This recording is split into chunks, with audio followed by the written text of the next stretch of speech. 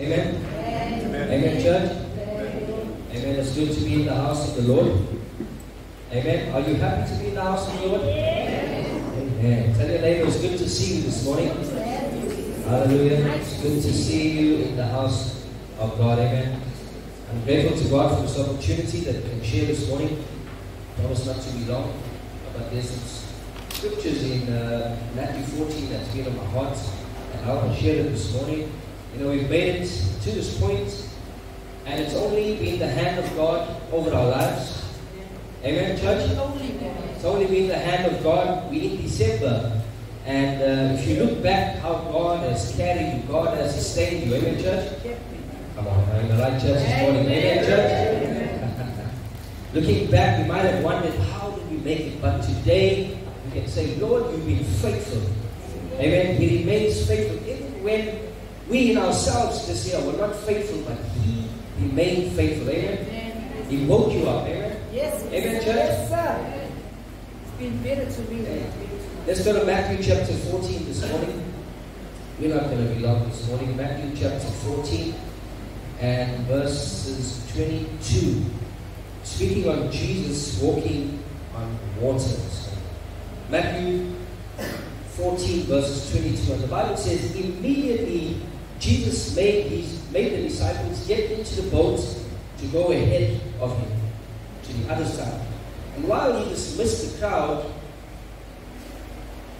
and after he had dismissed them, he went up to the mountainside by himself to pray. And when the evening came, he was there alone. Verse 24 says, but the boat was already a considerable distance from the land, buffeted by the waves because the wind was against it. Verse 25 says, but during the fourth watch of the night, Jesus went out to them walking on the lake. And when the disciples saw him walking on the lake, they were terrified. He said, it's a ghost. And they cried out in fear. But Jesus immediately said to them, take courage, it is I, don't be afraid. Lord, if it's you, Peter replied, tell me to come to you on the water. Come, he said. Then Peter got out of the boat and walked on the water and came towards Jesus. But when he saw the wind, he was afraid and began to sink. And he cried out, Lord, save me. And immediately he reached out his hand and he caught him. And he said, you of little faith, why did you doubt? And when they climbed back into the boat, the wind died down, and when those who were in the boats worshipped him, saying, truly, you are the Son of God. And when they crossed over, they landed at Gennesaret. Forgive me for the mispronunciation there. And when the men of that place recognized Jesus, they sent the word to all surrounding country, and people brought the sick to him and begged him to let the sick be touched by the edge of his cloak. And all who touched him were healed. Amen. May the Lord add a blessing to the reading of his word. We find in this portion of scripture, just verses before, Jesus began to feed the 5,000, and besides the men and the children, so possibly over 5,000. And there were so many people, and Jesus comes to a place where he says to his disciples, immediately, let's get into the boat. Let's go over to the other side.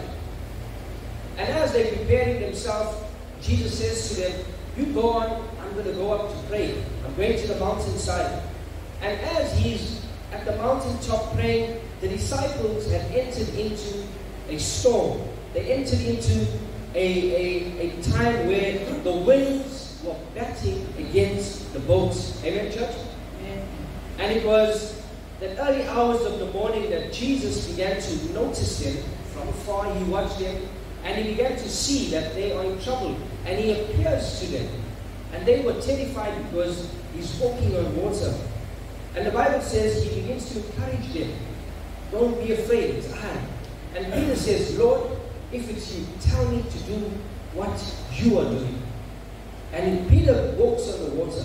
But when he notices the factors around the wind, the Bible says that he began to sink, and he cried, Lord, save me. And Jesus says to him, you of little faith. And when they climb back into the boat, we find out that everything subsides. And as they reached over to the other side, we find out that more miracles began to happen. What I want to speak about this morning is the first part is leaving the clouds behind. You know, Jesus often spoke in Matthew, Mark, Luke, and John. And he often mentioned and he said to the disciples, let's go over to the other side. And I believe right now, in the season that we're in, as a church, if we want to see the hand and the move of God, if we want to see the Holy Spirit move like never before in our church, be fully operational in our lives, there has to be a shift. There has to come a time where we get fresh fire, holy fire, new wine, holy oil in our lives. But it's not just going to happen overnight, church. It's not just going to happen as we begin to just hope and pray for that. But there has to be change, physical, emotional, spiritual change in our lives. Amen, church? Amen. The first thing that happened is they left the clouds. In order for us to go into the deep, as we see the disciples had launched into the deep, they had to leave the clouds behind. In order for us to go to where God wants us to go to or be at, we must leave the clouds. In leaving the clouds, we are driven by the cross, powered by the Holy Spirit. Amen, church? Amen. In other words, if we're going to see a mighty manifestation of God in this time, we're going to have to experience it in our lives by cutting things off of our lives. And what a perfect time in this season in December, when everyone is toned down, for us to take some introspection in our lives and see what is holding us back. Are we still mingling with the clouds? Ephesians chapter 4 verses 22, you don't have to turn there. The Bible says, put off the old self, which belongs to the former manner of your life, with its corrupt desires, deceitful desires. And one thing that we need to understand is that when you begin to move from the cloud, you begin to see the hand of God over your life. Now, we might be saying cloud, as in the people, but what are the things in our lives that speak of the clouds, that speak of the attachments, that speak of the things that are holding us from experiencing the full power of God? Amen? Let's go to Philippians chapter 3, verses 13 to 14. If you're there, shout amen. Okay. Amen. You see it on the screen, shout amen. Amen. Praise God. Amen. Philippians chapter 3, verses 13 and 14. The Bible says, brethren, I do not count myself to have apprehended, but one thing I do, forgetting those things which are behind me, reaching forward to those which are ahead, press towards the goal for the prize of the upward call of Christ, of God in Christ Jesus. And the Apostle Paul begins to encourage us to focus on the future and let go of the past. Amen, church? Amen. Paul uses the metaphor of an athlete running. You know, Gervais back, and he likes pulling tires and running and stuff like that. So he'll begin to tell you about Anna. They running all the time. They know about being fit. And he begins to use that metaphor of running a race to describe the Christian life. And he urges Christians to persevere, to push through the challenges and to reach the goal of eternal life in Christ. Amen, church? Amen, Amen church? Amen. Amen. And as a church, we need to make a conscious decision, I believe, that as we come into a place where God has called us, we need to say, what is holding me back? Am I holding on to the clouds? Are the clouds holding on to me? Am I living the old life, or is the old life living in me? We have to look into our lives and see, where am I today? Amen, church? Amen. And the problem today we see amongst a lot of Christian folk is that we've become too comfortable. You see, it was okay for them to be there at the shallow waters. It's comfortable. It's known ground. We know them. We can talk to them.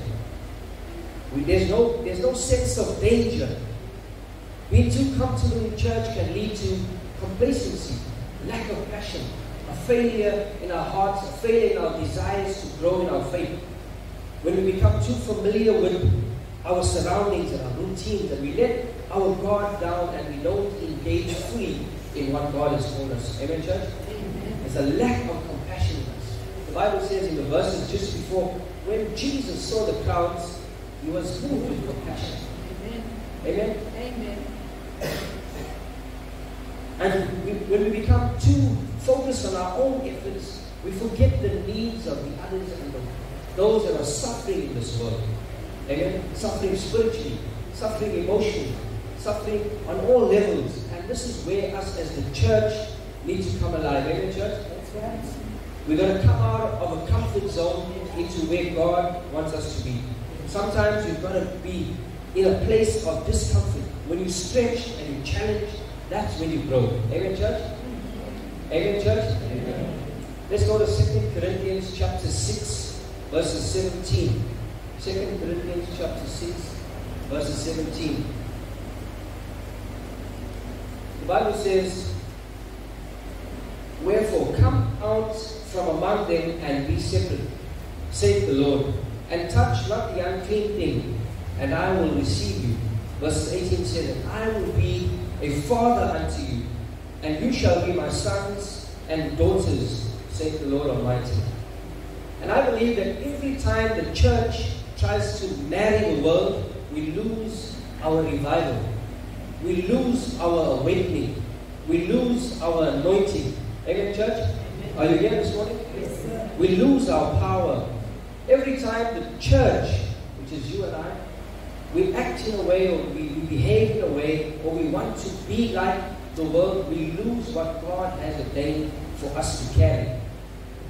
Amen? Amen, church? Amen. And the question today is, for you and I, is, will you compromise or will you sacrifice? There's two roads there that split there. Are we going to compromise or are we going to sacrifice?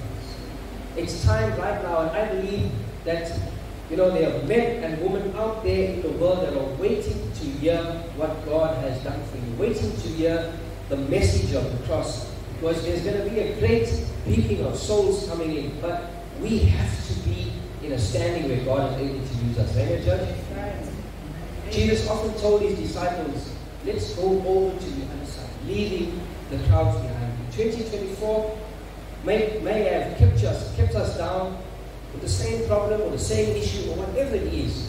But I believe that we're coming into a season of alignment. We're coming into a season where God is preparing us for, amen, in the new year. And we have to be carriers of his presence. Amen. But in order to be carriers of his presence, we need to lead the crowds. Amen. Amen. Amen, church? Amen. We need to lead the crowds. And there's a call this morning for every young man and every young woman, every mother and every father, amen, to rise in faith. Amen. To rise in faith. Hallelujah. Yes, Lord. Let's go to Matthew chapter 14, verses 23. And as we went through this portion of scripture, the Bible says that after he dismissed them, he went up to the mountainside by himself to pray. Jesus himself understood right there and said, hey, I can't do this alone. I can't do this on my own. And sometimes, as believers, we think we know it all. We think we've arrived. We think we can preach, we can share, we have anointing, we can do what we want. But Jesus himself needed to refuel. Jesus himself needed to speak to the Father. And sometimes you need to take some time away from. See, Jesus, firstly, they went away from the crowds. Then Jesus went away from those he was ministering with to go and speak to the Father. Firstly, you've got to move away from the crowds. And then there comes a time where you've got to have your personal prayer life away from this setting. Amen, Amen, church? Amen. Away from this setting, you've got to speak direct to the Father. And that's how you find in verses later, Jesus was empowered by the Father to go and rescue the disciples because he met with the Father. He inquired of the Father. How many times do you and I inquire of the Father? Do we speak to God? Is it only on Sundays? Do we only speak to God, when it's worship time? we've got to take time aside and say, hey, Lord, what are you saying to me? And what a perfect time right now in our lives. Before we head into the new year, what a perfect time right now to see what is the Lord saying to me? What is the Lord saying to you? Amen, church? Amen. Amen. Even Jesus says, if I do not receive, in other words, I'm paraphrasing, if I do not receive, how can I give? I need to speak to the Father. And we often hear it at the time at the table, and Paul begins to encourage them in 1 Corinthians, for as I receive, I give unto you. We cannot go and effectively change people and minister to people if we have not received, church. Amen. If we are not empowered, if we are not infused, all we're just going to do is speak to people and we're never going to see the effective cause of change because we're not empowered by the Holy Spirit. Amen, church? Amen. Are you here this morning? Yes, sir. You know, in Matthew 17, it's such a beautiful passage there, and the disciples, well, a man came to Jesus, and he went on his knees and he said, Jesus, please heal my son. My son is suffering badly. He's falling in the fire, he's falling in the water. And the Bible says that Jesus rebuked the demon, and the child was cured. And the disciples began to look at Jesus and they called him aside and they questioned him, how do you do this? And Jesus' answers simply said to him, this comes through prayer and fasting. If we want power of the Holy Spirit, we need to be a church that's involved in prayer and fasting. If we're going to take on the new year, we need to be a church that's captivated in prayer and fasting. Amen, church? Amen, church? Amen. Sometimes it's hard. It's either going to be compromise or sacrifice. You must choose. And both are hard, because if you compromise, you went in the wrong direction, and it's even harder to compromise. So choose, as you keep seeing on social media and so forth, choose your heart. Amen? And I believe that if we're going to see a great move of God like we did in the book of Acts and many times past, as a church and as an individual, we need to spend time in prayer. Amen? Amen. We must leave the shallow waters, leaving the crowds, and get into serious prayer for the generations to come, for our families, for our communities. Amen, church? Sometimes we get stuck in a prayer that, Lord, bless me, bless my family, bless my children. But what about deeper prayer? There's more to Lord, bless me, Lord, provide for me. Amen, church? We say, Lord, enlarge in my territory. We want the nice things. We want the enlarging territories, and we want blessings on our children and our family. But God is saying, hey, you need to spend time with me, love me, pray, amen? Yes. Adore me. Yes. Amen, church? Yes. We can't just want the nice, the hills, and not the valleys, amen? And not the time of our closet prayers, amen, church? Are you here this morning? Amen. Amen. And Jesus understood that we cannot give off what we do not have. And we need to apply the same concept in our lives. We cannot give off what we do not have. Let's go to Matthew 14, verses 27. We're reading as you're going through. The Bible says, but Jesus immediately said to them, take courage, it is I, don't be afraid.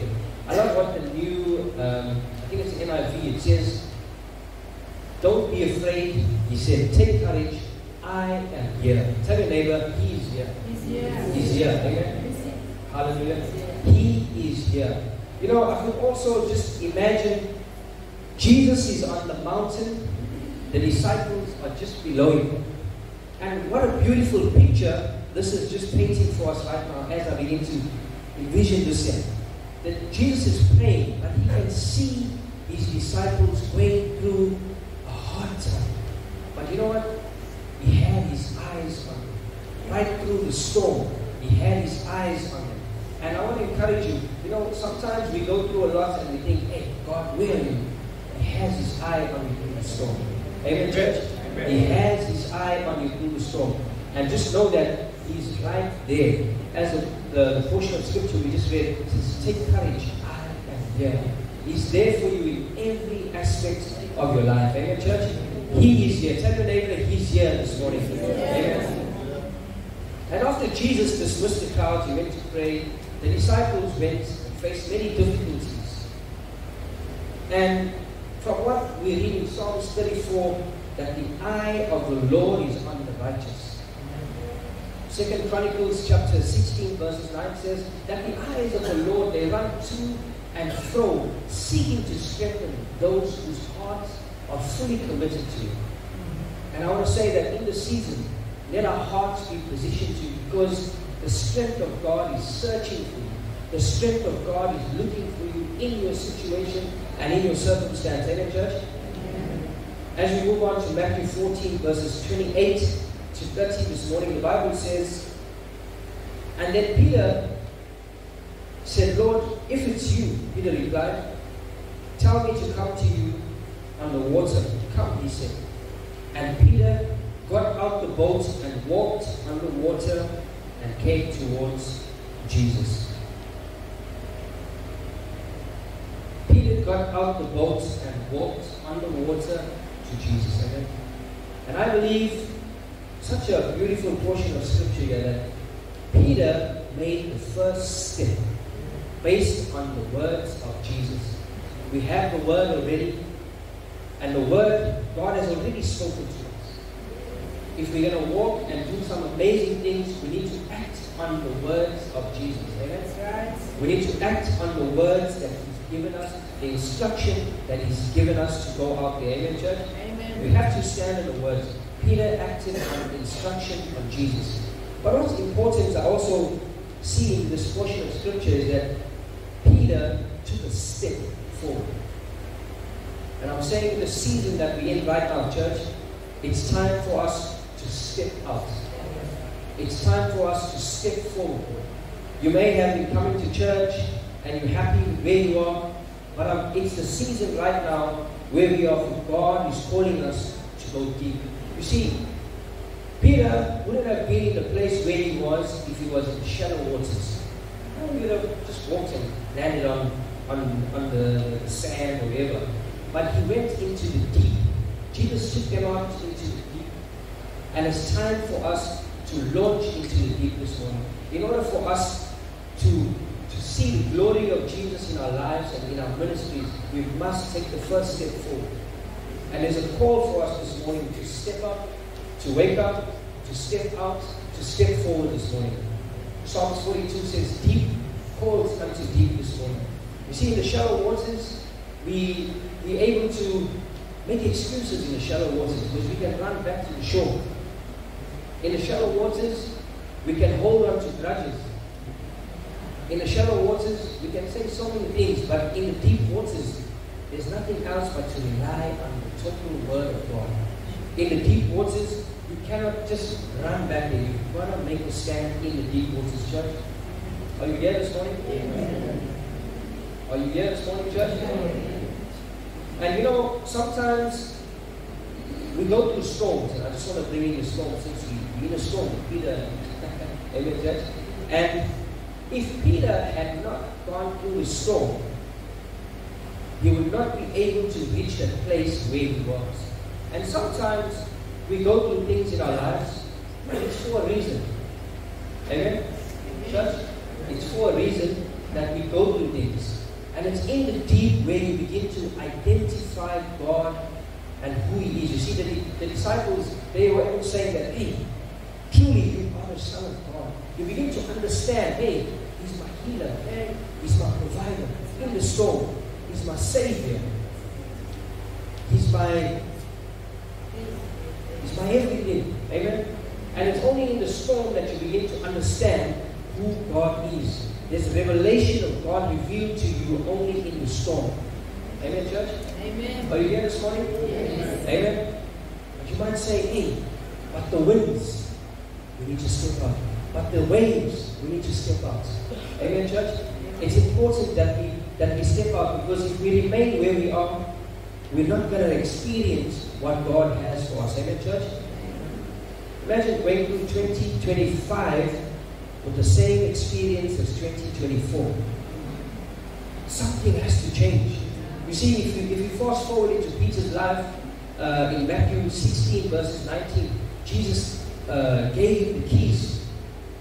If you fast forward in Acts chapter 2 verses 14, the Bible says that it was Peter who began to pray and preach there, and he called the people together. And so it all started with taking the first step. Peter was used mightily, as you see in the scriptures. But if you don't make the first step, how can we be used by God? You see, he stepped out into the storm to Jesus. He fell in the presence of Jesus. And sometimes we need to see, hey, where am I going? Where am I right now? You see, the storms can be a distraction for us. Let's go to verses